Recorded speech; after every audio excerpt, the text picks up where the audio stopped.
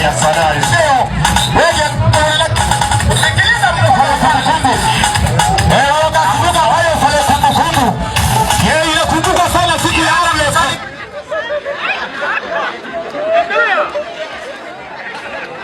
Endelea.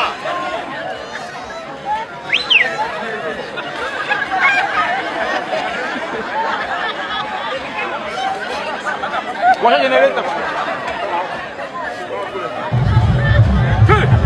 Yes.